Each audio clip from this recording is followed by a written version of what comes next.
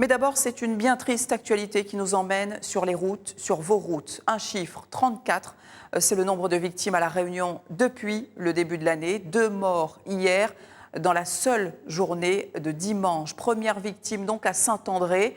La 4 voies, l'intervention des pompiers a été difficile. La victime a été démembrée. Terrible drame que celui de cette soirée. Le conducteur n'a pu éviter le piéton dans la pénombre. Le récit de Christian Bonnardel. Un choc d'une violence inouïe, pratiquement inévitable. Il est 20h dimanche soir lorsqu'un automobiliste circulant sur la 4 voies en direction de Saint-Denis s'apprête à dépasser une voiture à environ 200 mètres de la sortie Balance à Saint-André. Un piéton surgit soudain du terre-plein central. Dans le noir, le conducteur de la Xara ne peut éviter l'individu. La conductrice du véhicule dépassé assiste impuissante à la scène. De loin, on voyait qu'il y avait quelqu'un sur la route. J'ai commencé à ralentir ma voiture et puis lui, il est arrivé sur la voie de dépassement. Et puis là, on voit quelqu'un qui traverse d'un coup comme ça et il n'a pas pu esquiver, il a perdu le contrôle de sa voiture. Il a commencé à taper dans la barrière de sécurité et il a fini sa route sur le mur et voilà. Et là, il est venu me voir et il a dit comme ça, oui, voilà, j'ai percuté quelqu'un, est-ce que je peux appeler les secours et tout.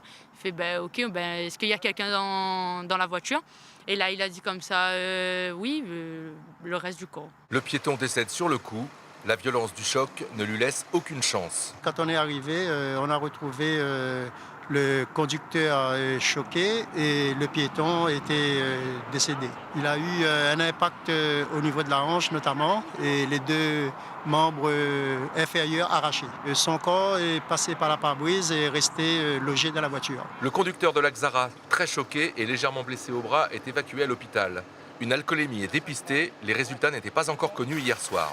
Jusqu'à 22h30, la police technique et scientifique effectue des relevés avant de confier le corps aux pompes funèbres. Cela porte à 34 le nombre de décès depuis le début de l'année.